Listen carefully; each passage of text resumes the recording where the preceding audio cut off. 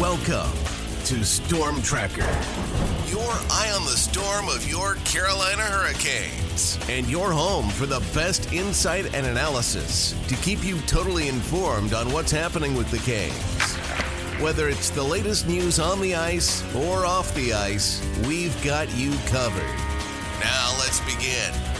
Here's your host, Tom Ray.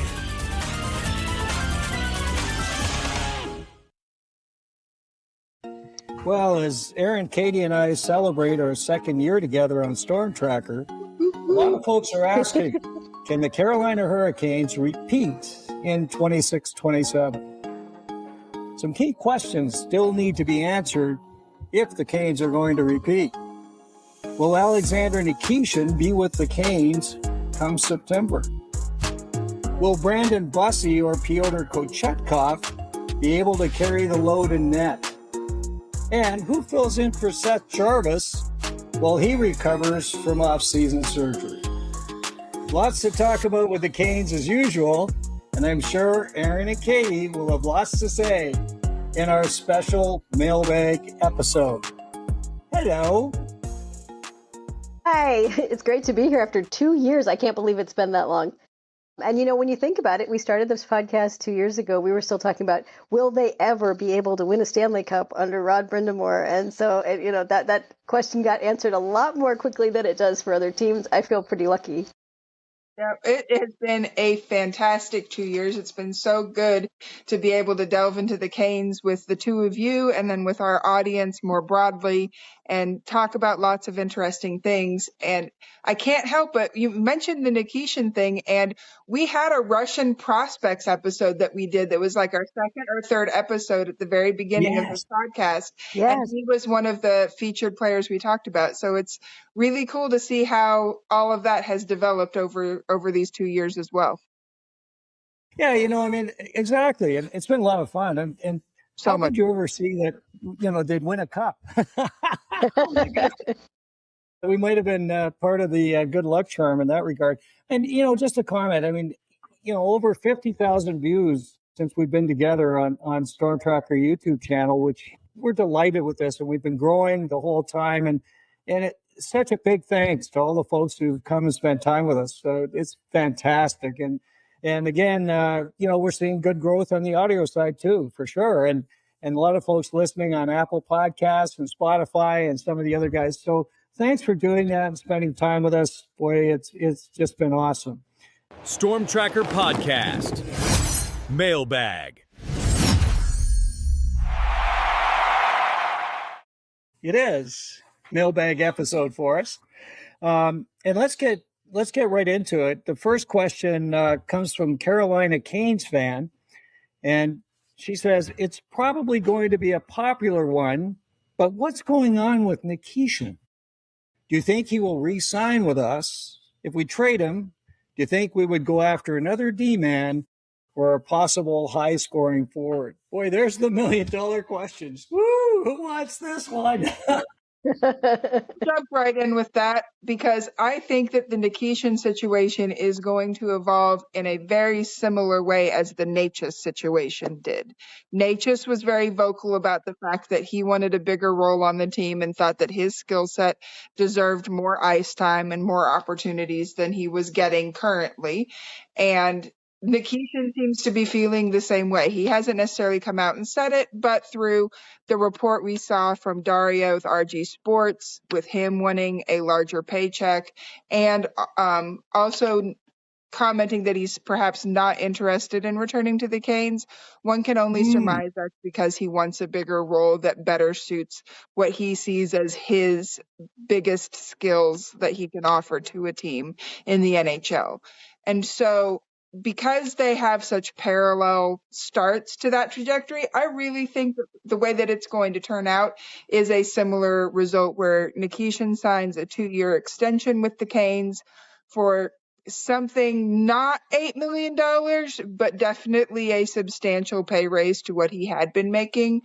And told, okay, we're going to give you some opportunities. We're going to get you your ice time. Here's for you to showcase what you can do so that when we get a trade proposal that we like, then we will pull the trigger there and let you move on to another team the same way that they did with Natchez and the Avs. So that's really how I see it going. And I wouldn't be surprised if that ends up being another D-man, particularly a right-handed D-man, so they can have that balance in the lineup.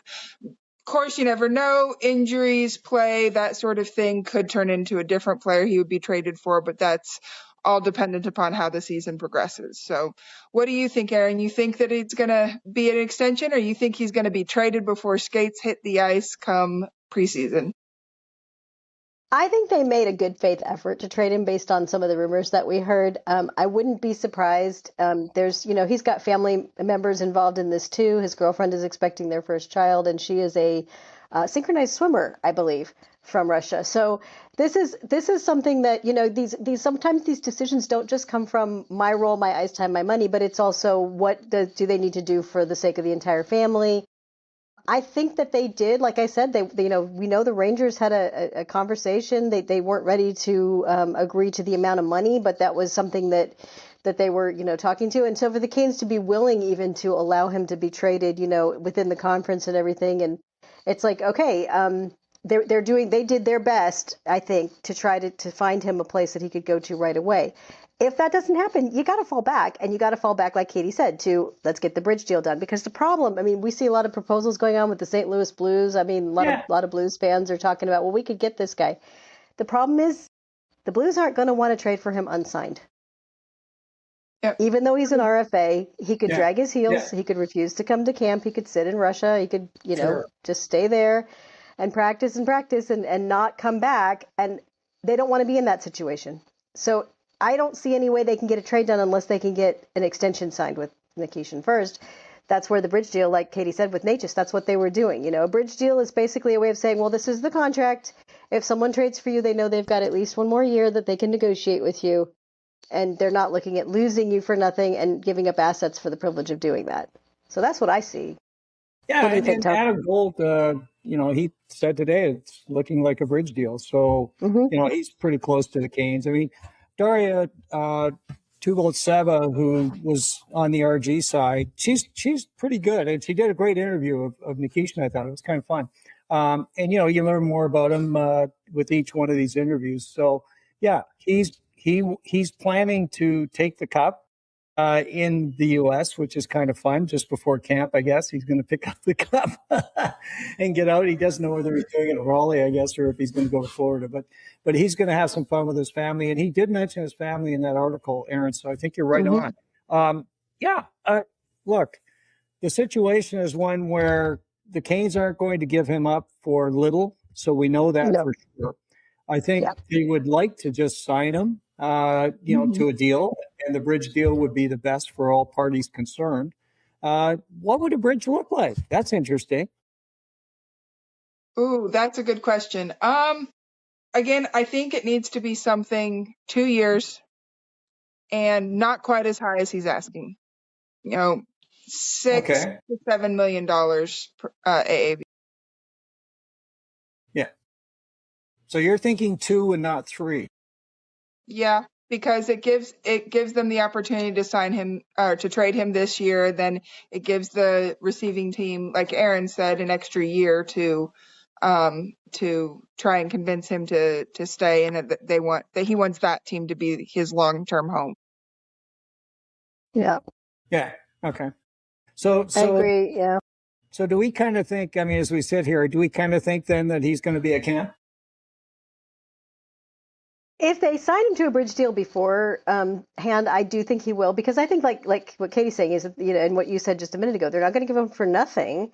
They're going to want a decent return. This is somebody that they were excited about bringing over. We all see the talent. The talent is there. He's going to be a menace wherever he ends up. Yeah. I can understand from his thinking, I don't want to wait 5 years to have a chance to be in the top 4, because you've got Slavin and Miller ahead of him now. So that wasn't the case when he first was acquired by the Canes. They didn't have Keandre Miller. So if there's not a slot, you can't really blame him for wanting to move on. But you also know the Canes are going to say, okay, we know how much this player is worth, though. We're not giving him away for the return you might get for a third pair defenseman, because he really isn't a third pair defenseman either. We know that. So no. Yeah, Yeah, getting a 2-year bridge gives them a chance to maximize the trade return, just like they did with Natchez. Natchez was included in a lot of conversations about Pedersen back in the day, and then ended up being moved for Rantanen. So, well, you're right, and the thing about it though is that things change a lot during the season, as we know. oh yeah, I mean, I think the conversation is probably, don't worry, you're going to play. right. There'll be injuries. There'll be all kinds of situations that'll take place. Maybe players aren't playing as well and he can move up. And, I think a lot of this is blown out of proportion. They just need to get a bridge deal done, which was probably the best way to go in the first place because, the agent's going to want him to get the maximum dollars. The bridge gives them the way to do that. And for the Canes, it allows them to kind of bring him along as they want to. And we've got some contracts coming up at the end of this year, right? So, this all makes sense to me. I just don't see a situation where he should get traded. I don't see. The thing is, the Canes hold all the cards. He wasn't eligible for arbitration, that sort of thing. So he either plays for them according to their terms, or he misses out, and he has until December 1st to accept a contract, or he's out of luck for the entire season.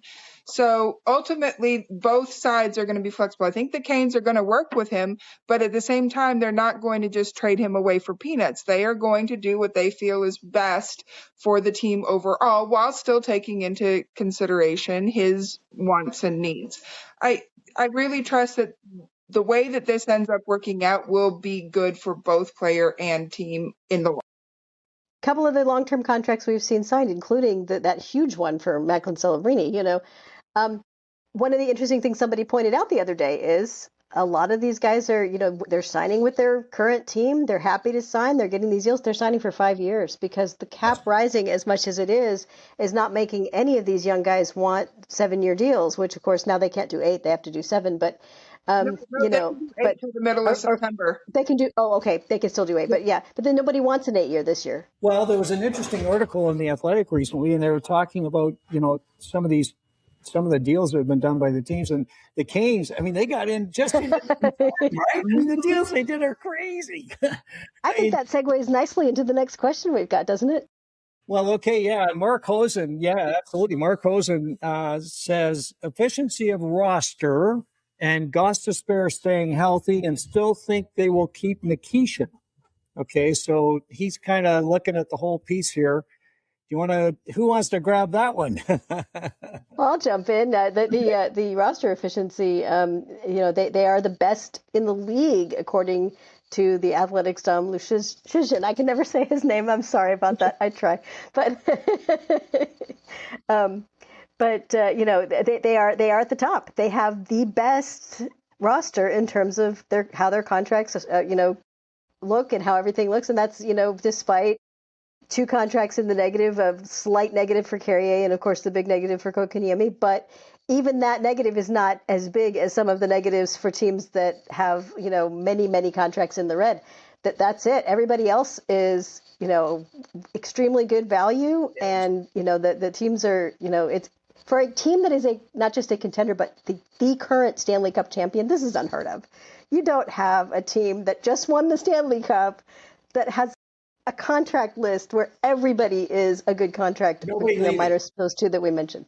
And they aren't losing anybody, and nobody was, they didn't have any UFAs. They didn't have, except for Freddie Anderson.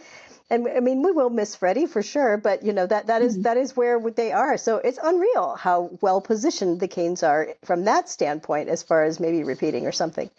And I know we already talked about Nikishin. Ghost staying healthy is going to be important. He only played 55 games last season. Yeah. He had 50 points in 55 games. He was doing great when he was playing. But when you look over his 12 seasons so far in the NHL, he's played at least 76 games out of 6 of those 12 years.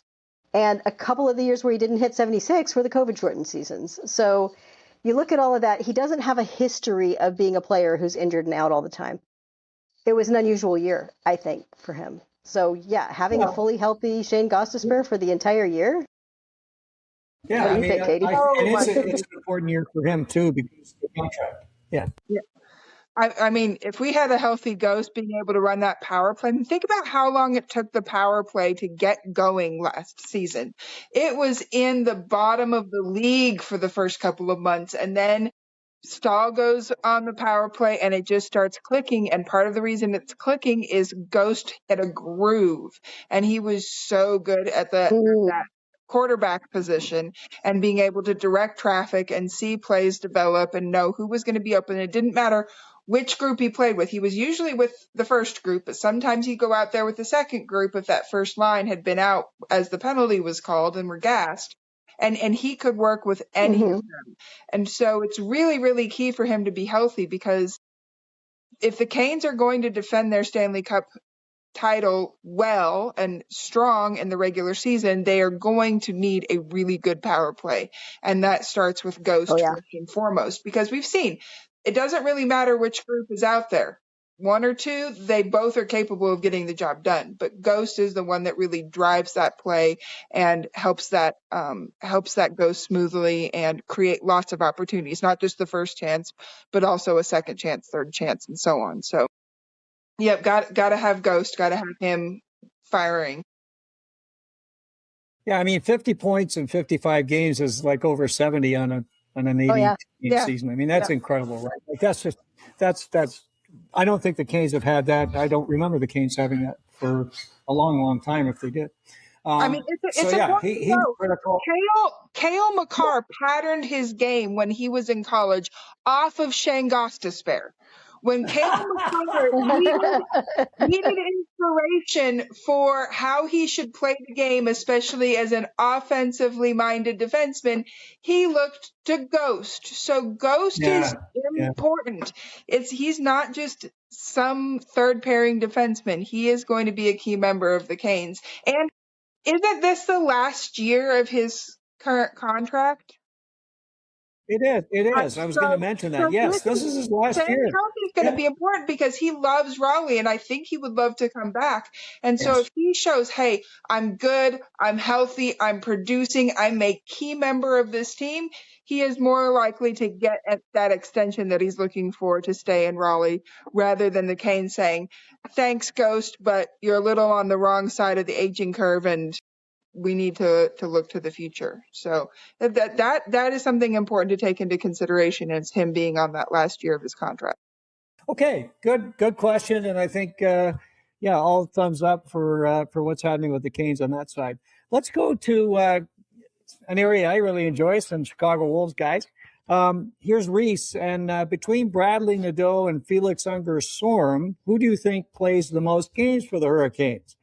And you can say neither if you think both are just trade chips, but I think they're both intriguing players in interesting situations.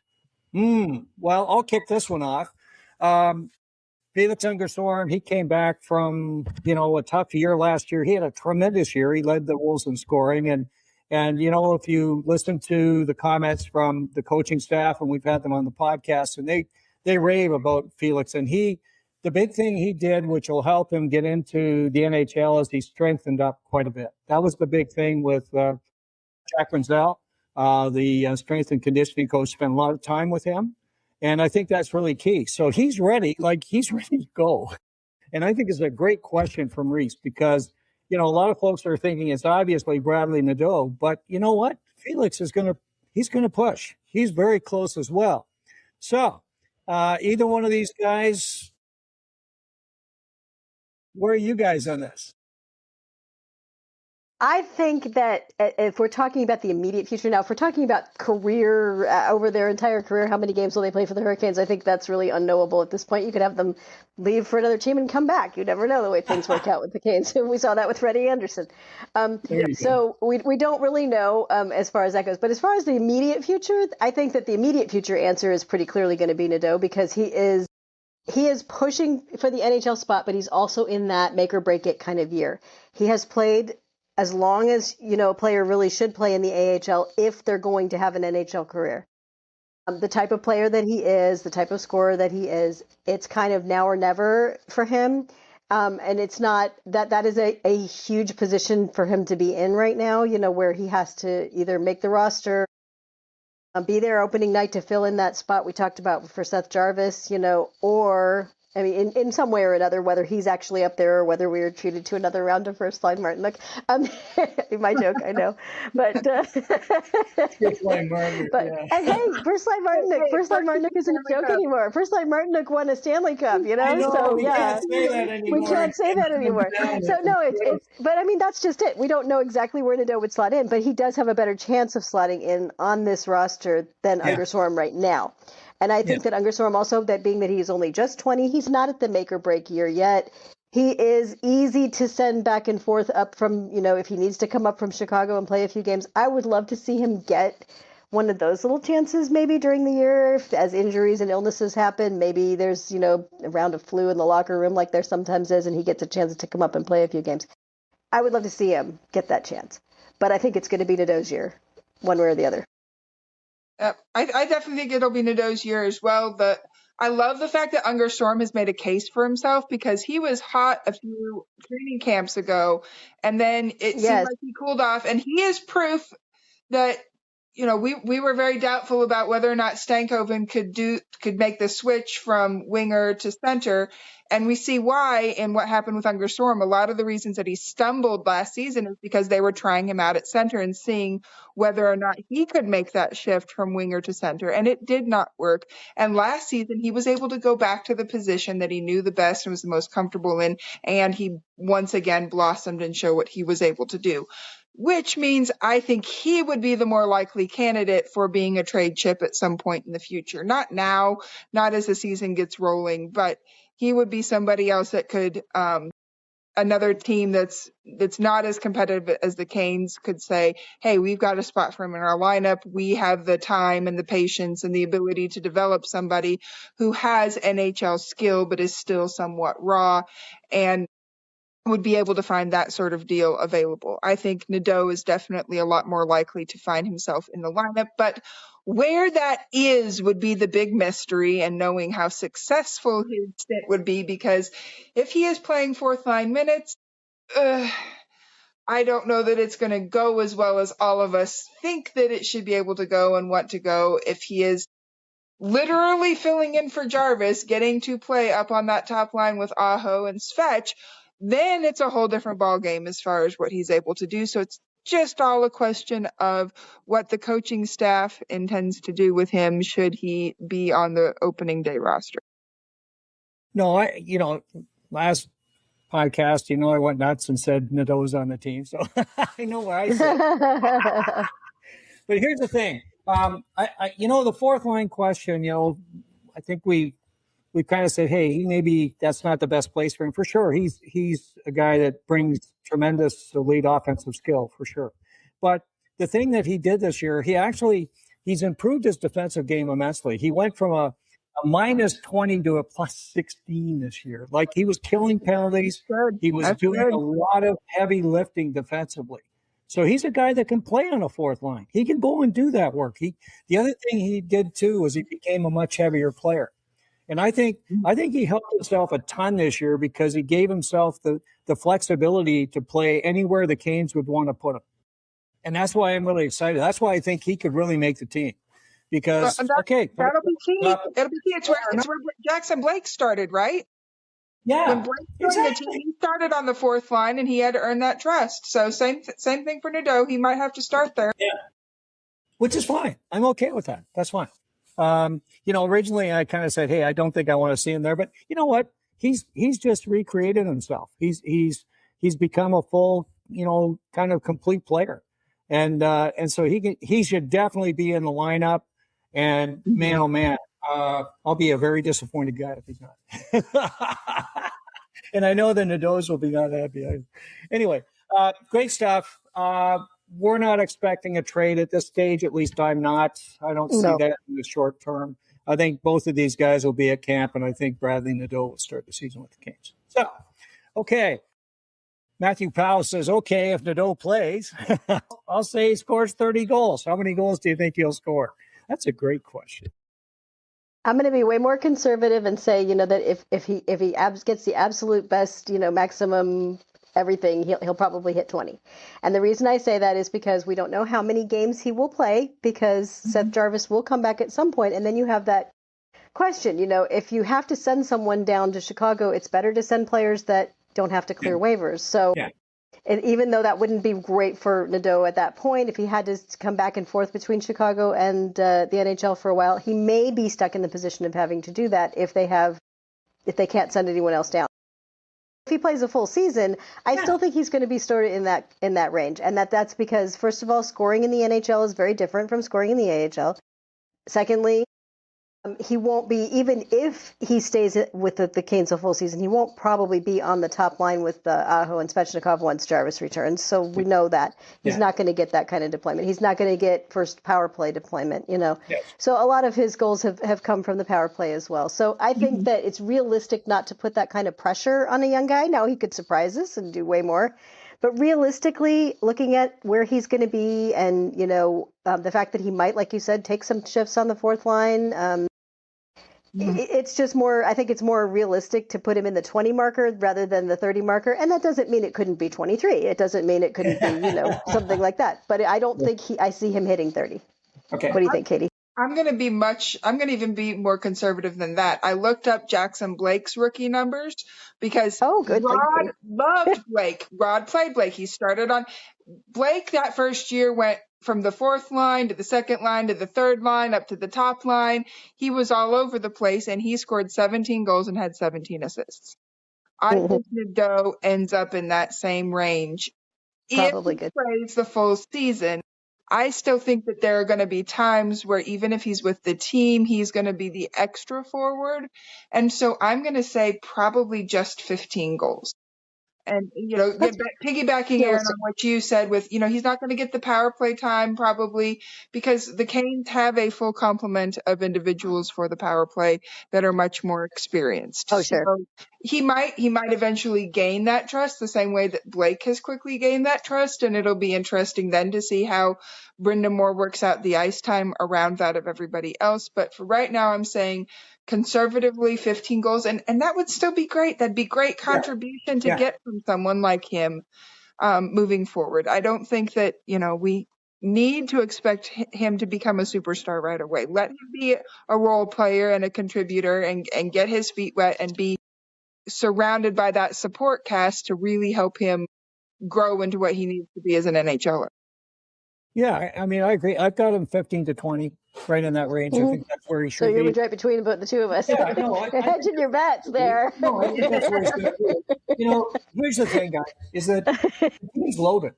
I mean, there's not a lot of room for him to get, unless there's injuries through the season. He did score 3 goals in 12 games, but he played a lot of ice in those games because a lot of players were sitting out, right? So he definitely can score in the big leagues. We know that he's got the talent to do it. But I think the way he's going to be deployed, and I totally agree. And Rod likes to bring them along slowly, as just kind of let them find their way. And I think he's going to do the same thing with Bradley, and that's great. Hey, if he's in there and he gets 15 to 20 goals, hey, what's he going to do the year after the year after the year after? So I'm with you guys 100%. I think that's what it's going to be. And by the way, Matthew, if he scores 30, I'll be the happiest guy in the globe. I think if he scores 30, we should send Matthew like some kind of a stormTRacker merch or something. Yeah, that's great. Give him a little gift reward. That's a great question. Hey, Cody, has some interesting ones too. So Cody said, look, renewed thoughts on replacing Stahl down the line. Okay, that's his first one. We'll touch on that. Starting lines and pairs for season opener. Okay, I think that's pretty easy. And here's the big one. Any crows the pod would like to eat. I love that one. Oh, my God. I'm going to jump in with that last question really quick.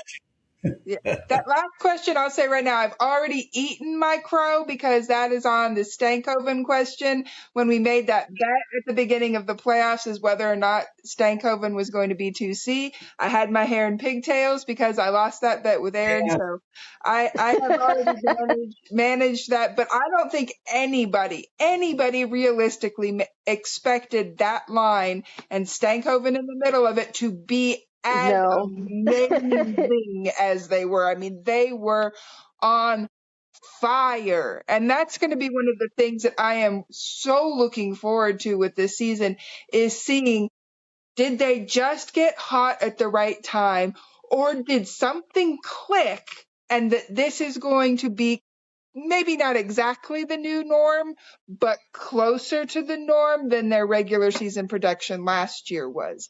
That is going to be one of the really interesting storylines for me, because if that second line can be that effective or close to that effective in the regular season, it is going to be huge for the Good game. night. I am here for every moment of that. Oh, man. That would be fun. Listen, on your Crow point, we actually have to go deeper because we were trying to pick up a centerman, as you recall, at the trade deadline, because we didn't think Yes, that, we thought they needed another center. Yeah, we were all over, Robert Thomas and Yep. and Us and most of King's Elise Pettersson and everybody else. Yep. We fell on that sword. Well, we might as well finish the Crow discussion. There's a couple of folks, like I certainly look back, and Freddie Anderson, we were not so happy True. about Fred, and we thought, oh boy, he's kind of maybe done, like in so many words, and all he does is come into the playoffs and just rock it. So yeah, I think we can take one on Fred. Was there anybody on your side, Erin, that you kind of think? Well, I mean, I was also worried about Stankoven, and I also think that I was a little bit waiting to, not so much worried, but just waiting to see how Blake would do, because he was not very good in the playoffs the first season. Yeah, exactly. And you never really know how that's going to go. Some players are, they're great in the regular season, and then they just get in the playoffs and they get a little overwhelmed. And there are players that were like that their entire career. I remember in Montreal, Tomas Tatar. Tatar is a great regular season player, was a great regular season player, and had just nothing in the playoffs. So I was waiting to see that with Blake. I didn't think it would be that bad, but I wasn't sure if he was going to be the weak link on that line, and he certainly was not. He was actually fantastic, and I think he was driving play a lot of the time. Yep. So that's my Crow. I'll eat Crow on Jackson Blake. Well, the other one for you, I thought you might bring it up, was KK, because we thought he would have a better season. Well, that's okay. That's for the whole season. But, honestly, it's still completely inexplicable what happened to him last season. And I think that you can't predict something like that. You just can't, because you're not involved in the decision making that says, hey, this guy's been playing for us for 4 years now as a regular steady player, and we've decided we like him better in the press box. I mean, who goes into the season thinking that's going to happen? So that's how that worked out, and we're still waiting to see what will be resolved with that. But we've had enough of that discussion. I think we can deal with the starting lines pretty quickly. That's one that we should. Oh yeah, no, we'll do that one next. Yeah. Okay. So starting lines exactly as in the playoffs, except for Jarvis, probably. Yeah. Pretty much. And just the goaltending on the top line, because I'm not sure they're going to trust whoever they have filling in for Jarvis to be the top liner. So maybe move Ehlers up to the top line. And then if it's Nadeau, like we talked about, no better mentor in Rod Brindamore's eyes than Jordan Stahl to help a young kid along. So put Nadeau with Stahl and Martinook and let him learn alongside the vets. But other than that, starting lines, starting pairs, and starting goalie Brandon Bussey, and let's hit the ice skating fast. Yeah, I'm actually going to disagree with you, Katie. I don't think Rod splits up Ehlers and Stahl. I don't. I think that he likes what the two of them produced together, both in the regular season and the playoffs. And I think he would rather move Martinook up to that top line if he had to begin with. I think so. Just like he has done in the past, or he'll actually give Nadeau a shot there and say, well, it's, I think your perspective shifts a little bit when you've won the cup. Those first games are not going to seem all that crucial, especially with such a short preseason. Yeah. So he could give Nadeau. Ehlers. I love what you say, because Nadeau and Ehlers together, with Nadeau's shot and Ehlers' vision and passing skills. Well, that could be an option. That could be an opportunity too. That could be. Yeah. So nice. That's a scary line. I think it's either going to be Svech, Aho, Nadeau just for funsies for the first 5 to 10 games to see how it goes, because they're not that critical. Or just for funsies. Well, he could now. He's won the cup with his team. He doesn't have to be so stressed all the time. But anyway, if not that, Ehlers, Stahl, Nadeau could be really, really interesting. So let's see. I'm going to see what they do at training camp with that. But other than that, we're going to see everything exactly the same. Yep. Yeah, don't forget last year, the first 10 games, I mean, Svechnikov did nothing. I mean, they got off to a slow start on the top line anyway. That's true. But, I mean, imagine if they put Nadeau and Ehlers together. And then they have the Stankoven line, and then they've got Aho's line. This is just ridiculous. I mean, it is. No matter, there's really no bad way to arrange the lines, and the only thing that could possibly impact them at all, really, would be if they did in fact trade Nikishin, then they have to put somebody else for sure. And they don't have to get a defenseman back because we know what they've got in Chicago. They could bring up Legault. So, yeah, and actually in the conversation with Spiros the other day, of course, he felt very strongly that both Charles Alexis Legault and Yoel Nystrom could jump in and do that job. So that's kind of nice. Okay, last one. I don't think this is going to be too easy in this regard, but renewed thoughts on replacing Stahl down the line. Well, we don't think Stahl's leaving anytime soon. No. That's the first thing. But when he goes, are there any heir apparents in our view? I've said this before and I will say it again. I think while he doesn't have the same size as Stahl, I think that Aho will be the Stahl replacement. Yeah. That said, that is assuming that Rod Brind'Amour is still the head coach of the Canes. There has been some rumbling on Twitter X that has said that when Stahl retires, that's when Brind'Amour is going to say, I have achieved what I have wanted to achieve. We have won a cup, maybe more, hopefully more.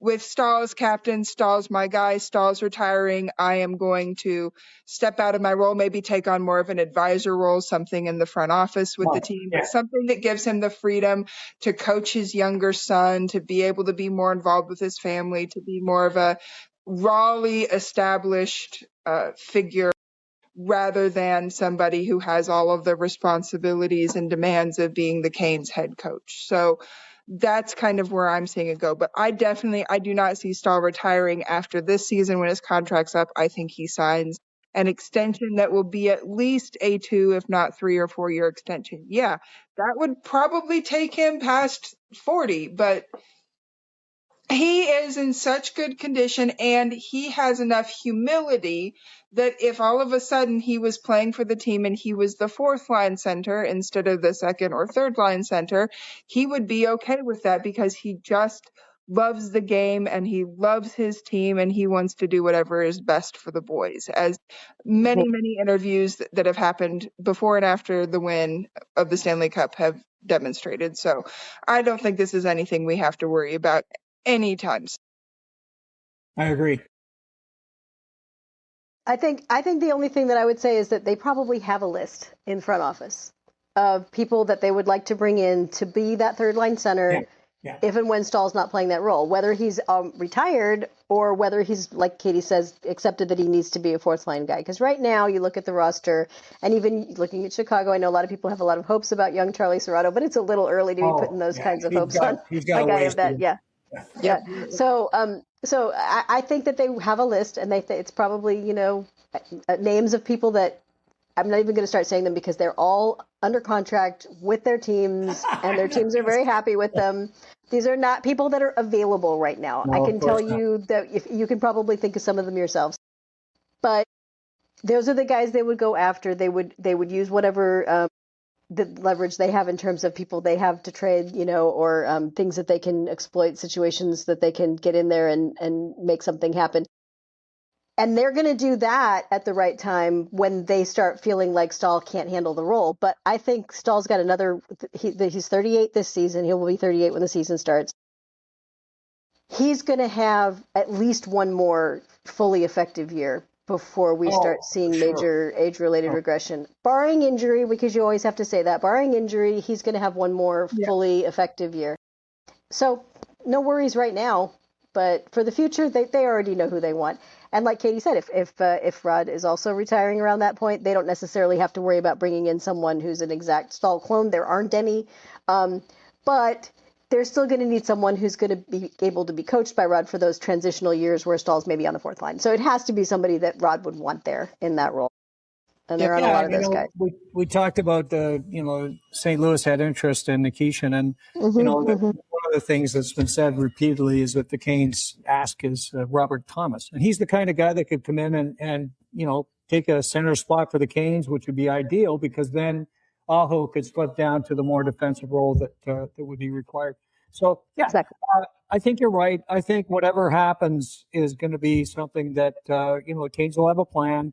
They'll find a centerman. I believe they're going to have to acquire someone. I think you're right, Erin. I don't think at this stage we don't see that person in the Canes organization. And no, probably not to do there. But yeah, so that's fine. I think the big guy is going to be around for a while, and I think we can enjoy him. And you know what, the way he played this at the end of this last season, I mean, there's no telling how long he can be playing. I mean, that's the other thing. You look at Brent Burns and some of these other guys, and they're going forever, right? Like he's back again this year. So it's and Katie, well, he's still delivering some good work. Okay, couple of quick questions.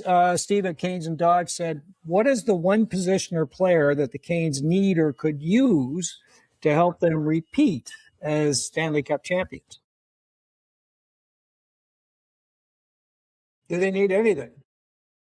I don't think we know right now. I mean, that's more of a trade deadline question because they're so strong. Everybody but Anderson's coming back. I mean, unless Nikishin moves on, but I don't think anybody's too worried about that position. They'll either get somebody good back in the trade or we know Legault, we know Nystrom. So at this point, I don't know that they really need somebody now. It's just where is the team at come February, since I think that isn't the trade deadline like March. It's March 1st. Early March. March 1st. Yeah. Early. So where are they at that point in time? And then they can make more surgical decisions when it comes to the roster. But right now, I think they look great. I am so excited for this season to get started. I think the only thing I would say, Katie, is that if they were looking, you always remember that Eric always says, I'm always looking to make the team better. So he's always looking, I think that the two positions he's probably looking at and has his eye on, one of them people aren't going to like, but the first one, I think that they're going to be looking for a new partner for Jacob Slavin. I think that they're going to be keeping their eyes open on the trade market, keeping their eyes open as people become available, especially those right-handed defensemen. We all love Jalen Chatfield. I think that their relationship off the ice is terrific. They're great friends, and they work well, they play well together. But as Katie, if I can use one of your phrases, they're samey. They're both defensive defensemen. Neither one of them produces much. And when you have a pair that takes that much ice time, you need them to be racking up those assists because that's how they facilitate the offense for the forward lines that are out there. So sooner or later that will become an issue. It wasn't an issue last year. It certainly wasn't an issue in the playoffs. It will become an issue going forward when you're up against teams that have these guys like Lane Hudson, for instance, and some of these guys that really drive a lot of offense from the back end. So ultimately, that's one position I think they'll be looking to upgrade at eventually. Again, like you said, not immediate, not this year, maybe not even trade deadline. Can I give a rebuttal on that one? Because sure, go ahead. Okay, the difference the Canes have is that they've got an offensive juggernaut on their third pair. That's good. So they're able to deliver offense, without that group doing a lot of offense. And the other thing the third pair is going to play 13 to 15 minutes a game. Sure.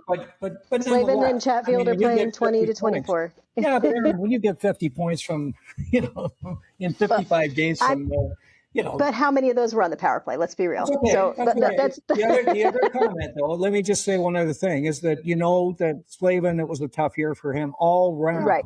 And he's normally a 30-plus point guy. Okay, so he does deliver some offense. And this year, because of his injury situation, he was really hampered, I think, tremendously in being able to get into the play and do the things he normally does. So, yeah. Other question, though, is that this is Chatfield's last year on his contract. Yes, it is. So This is where they also have to assess how happy he is with the idea of re-signing, what he would re-sign for, whether he's willing to look at, what kind of money and all the rest of it. So if they're going to be, that is something they're going to be keeping in mind. And the other one that people, like I said, might not be happy with me about is I do think down the road, because it's not going to be this year necessarily, and it might not even be next year, they're going to need an upgrade on that stall line right wing, as much as we all love Jordan Martinook. They're going to come to the point where they need someone who can play with Stahl and Ehlers better. And like Katie said, if they try Nadeau there and it works, then you don't even have to worry about it. So that's that's, and then, obviously they're going to pick up depth, but we all know that. So. Yeah. I mean, I think you're right, Erin. And I mean, for sure. I mean, Martinook at some point, I think, should move down to the fourth line. I mean, I've said this for a while. He would be a great fourth liner. He's the kind of guy that could, slip up in the lineup if needed and so on. But I think he's edging towards that. He did some great work at the end of the year, but, time's catching up on him as well. So, okay. The second question, just to finish up for Steve, is the Bussey-Kochetkov combination of healthy enough to repeat? Katie, what do you got on that? I think we don't know is the correct answer, but man, I hope so. I want that to work so well. I mean, Erin mentioned guys on their last year of their contracts. We've talked about a lot of them. Kochetkov is another one. Bussey's just starting his extension, but Kochetkov is on the last year of that 4-year extension that he signed. So it's a big year for him, and he needs to show that he has a very strong potential to be a better than just a backup goalie. He needs to, in an ideal world, they platoon, they switch starts between the two of them. They are an ideal tandem, and that they both can play strong. And I mean, that's what I want more than anything. Y'all know I love Kochetkov. He is my favorite player on the team. I love his energy and his spunk and his play style, even though sometimes it gets a little too crazy and can go I love that spirit that he brings to the position, and I would hate to see for the Canes for that to not work out on the Canes and him to end up going elsewhere. I would still root for him, provided he's not on a certain couple of teams. But I want it to work. In my mind, it should work. It makes all the sense in the world that it will work. But don't know. We'll have to see. There just aren't a lot of goalies out there better than the two of them that are available. So the Canes will definitely give it every possible chance for this to work. Yeah, I mean, Bussey was near the top last year in wins, so we know he can do it. And I think the fan or new reality. Don't know. Yeah, and I think he's going to be fine, and he played great the playoffs. So I fully expect Bussey's going to be fine. Kochetkov, I'd love to see him rebound. Really, just like you. I mean, we're all pulling for that. Yeah, wouldn't that be amazing? I mean, he's a guy that at different times. I don't, remember we talked about him at different points where he had these runs where he was ridiculous, like just winning a bunch of games in a row, and his goals against average was sub-1 or something. It was incredible. So he's a guy we know that when he's healthy can play. So, yeah, I think they're good enough. I don't think there's any changes coming there. And I don't think there will be a lot of movement on the Canes to get extra goalies. I don't think they're going to need that. If they can sign Caden Primo, he's an RFA right now, but I'm sure they'll get that done. I think he's fine. So I think the goaltending's good. And it kind of segues into another quick topic. Eric K8 had something on PTOs.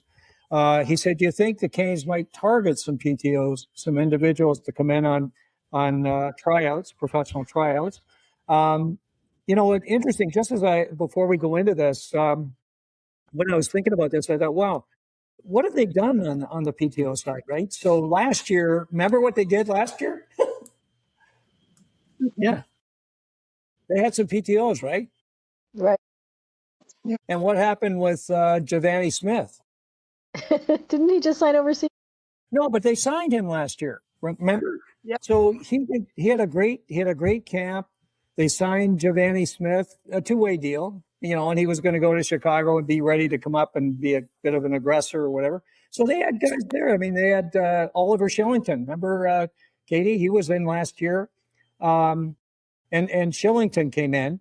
So they had some guys last year. And, the year before, Skylar Brindamore was on a PTO and he signed. So, I mean, they have been bringing guys in that have been interesting. I mean, a couple of years ago, and this is funny, I did a podcast on the PTOs alone because there were 7.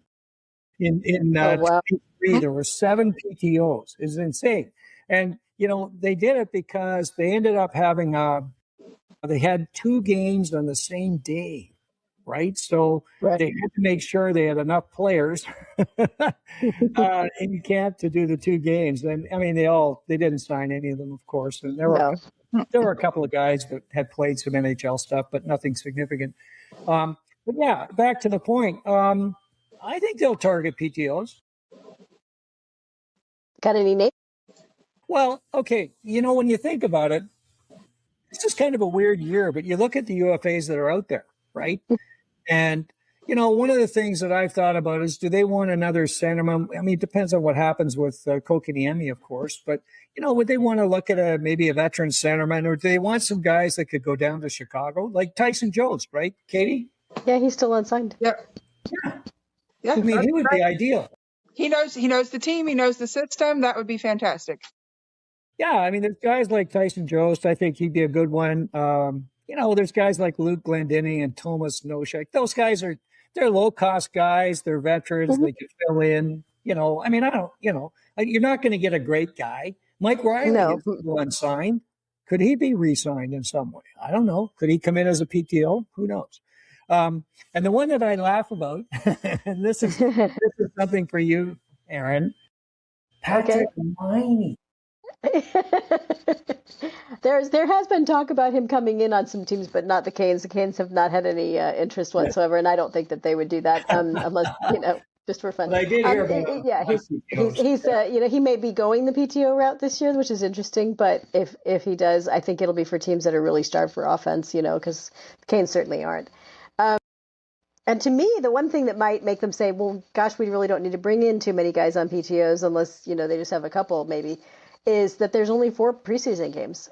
And typically in the past, they had to bring in a lot of people. There are only 4 preseason games. They're going to want to bring up some guys from Chicago. They have some guys that can, we'll jump right back onto the Kotkaniemi question. One good thing Kotkaniemi brings to the roster right now is he meets the veteran player requirement for preseason games. He can play all 4 of them if they want to bring up a lot of guys from Chicago, and you'll still have some veteran presence there. So they don't have to put in regular roster players and risk them getting injured in these 4 games.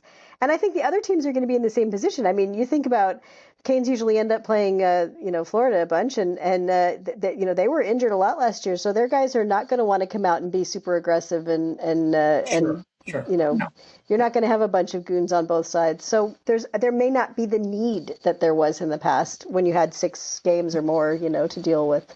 Just 4 games.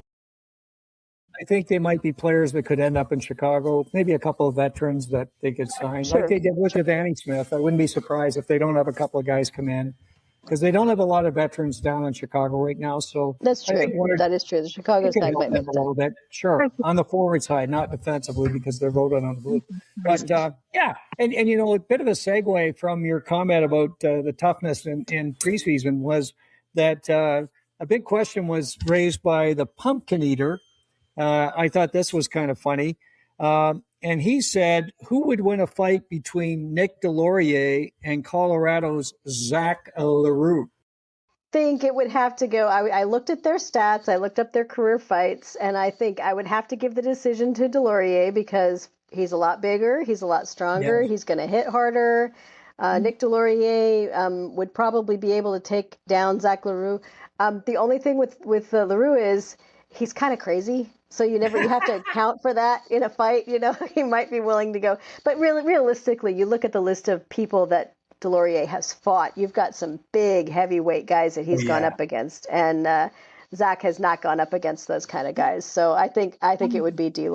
I know I disappeared during the PTO thing. The one name that I did want to bring up real quick, that if they don't have confidence in Nadeau being able to provide what they want, somebody who's unsigned and is known for his offense but has been really down on his luck is somebody that Erin and I are both familiar with because he has played for both of our teams, and that's Jonathan Drouin. Jonathan. But okay, I know, Tom, but here's the thing is when he is surrounded by the right kind of player like he showed when he was with Colorado, he can be effective. He really brought his game to another level with the Avs, and that included defensively, not just offensively, because there's a big concern that in a Rod Brind'Amour system, you have to be able to be trusted with the puck, and he was very good defensively when he was playing for the Avs in that kind of a role. I am not saying I think that the Canes should sign him to a PTO, or that they will sign him to a PTO, or that he would necessarily be effective. But he would be a name out there that could fit that. I'm a filling in for Jarvis until Jarvis is able to return type player. And Katie, I'll tell you this, that back to Cody's comment, I'll eat the crow if they bring in Jonathan Drouin on a PTO. Right story. He was a great player at different points. I really liked him, but to me, he's declined exponentially. So yeah, let's wrap up with some quick closing comments as we think about what's coming up in the next month. What are we thinking in terms of the Hurricanes, Erin? Well, I mean, we've just had a great conversation about all the things we think that is going to happen and going to do. But we always have to remember that Eric Chelsky is sometimes a surprising guy. He does not do things based on, well, we have these deadlines or we have this that we have to do. So we don't know if he's going to end up making a trade, if he's going to end up making some moves, or if he's just going to, if this is it. We haven't had the we're finished for the season kind of conversation with Tulsky, not really. So, and I don't know that we'll get that because he doesn't really see it that way. He doesn't see the offseason as the only time you can make these changes and adjustments, as we know from recent experience. So it will be interesting to see if they go into the playoffs. If they go into the season, the preseason. You can change that. The playoffs. Yeah, How carried am I? It has been a lot lately. But yeah, if they go into the preseason with this roster that they currently have, I think we're on the right track for all of that. The other thing that I think I'm going to be seeing, looking for and seeing is that, one of the things that may affect what they do as far as Nadeau or anybody else is how long it takes Seth Jarvis not just to come back into the lineup, but to really get back up to speed. And I was going to share this with you guys real quickly. I looked it up. Cole Caulfield did have that exact surgery or pretty close to it on, for the torn labrum in the shoulder. And when he came back, he was shut down in the middle of the season. So he missed about half the season, and then he had the entire summer to recover. And when he came back, the first half of that season, he only had 11 goals. And that's a small number for Caulfield. It took him till the second half of the season to start really getting back up to speed. So I think we all have to be bearing that in mind and being really patient with Jarvis's recovery.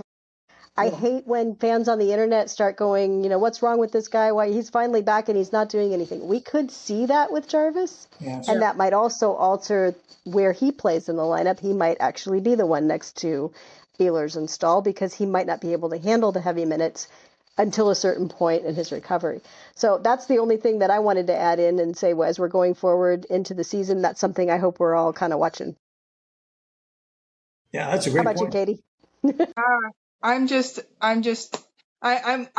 think you posted this the other day, Erin, that I am on X all the time because I'm like the moment that I decide to step away is going to be the moment that something happens and Yes. I'm going to miss it.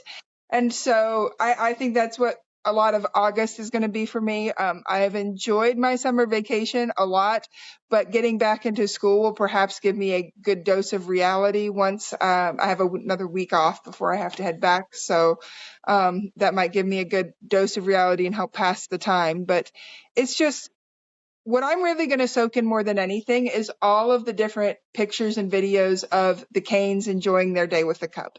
That's been fun so far. It really has. I love seeing Freddie in Legoland and Ehlers in his yellow sports car with the cup and Fishy eating his mom's salmon soup out of the cup. And Blake, I think, had it today, and it's just been so cool to see all of those pictures. And so that has been a nice treat to have. It's really, really helped to pass the time this summer so far. And we've got a lot of the teams still to go, so there's still plenty of guys who are going to have lots of adventures with the cup before the preseason gets rolling. So I am looking forward to that to help pass the time. Funny you mentioned that because Spiros Anastas in the podcast the other day was saying that he was in touch with the guys over in Finland, and Juha Jaska and Alexei Himasalmi were celebrating with Jesperi Kotkaniemi. Nice. Yeah, so it was, they were having a great time with him, so it's kind of fun. So that's I great. love the fact that KK took the cup out on a jet ski, and the cup was wearing its own life jacket. A life jacket. Yeah, I know what you're saying, right? That was awesome. I think after the Panthers took it into the ocean, they kind of made a new rule. The cup can only go in the water if it's wearing a life jacket. Yeah, Kotkaniemi, that's great, right? To see him celebrating that way, given everything that took place, I think it's just wonderful. And maybe, you know what? He might come back and maybe it'll be renewed energy, and who knows, and he's certainly having fun with it, so kudos to him and so on. But hey, great questions, spirited conversation, jeepers. Thank you everybody for those questions. Yes, absolutely. Those were great questions from all. And several were on point, so it's kind of fun. And there were things we wanted to talk about as well. So thanks to the crew for sending those in. But again, for anybody that's been watching or listening, this has been a hoot. I hope you've had as much fun as we have, because it's been great fun. And of course, if you like the episode, we always appreciate it if you press the like button. That's great for us. If you have comments or you want to say anything about what we think is going to happen with the Canes, fire away down below. We'd love to hear from you. And of course, if you want to be alerted of future episodes of stormTRacker and catch future episodes of myself and Erin and Katie battling away, that's always great fun.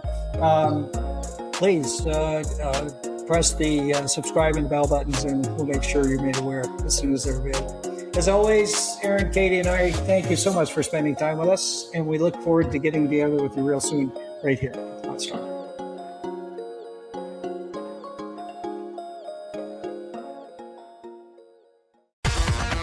Thanks for listening. Be sure to like, subscribe, and tell your friends for everything with the Canes. You need stormTRacker.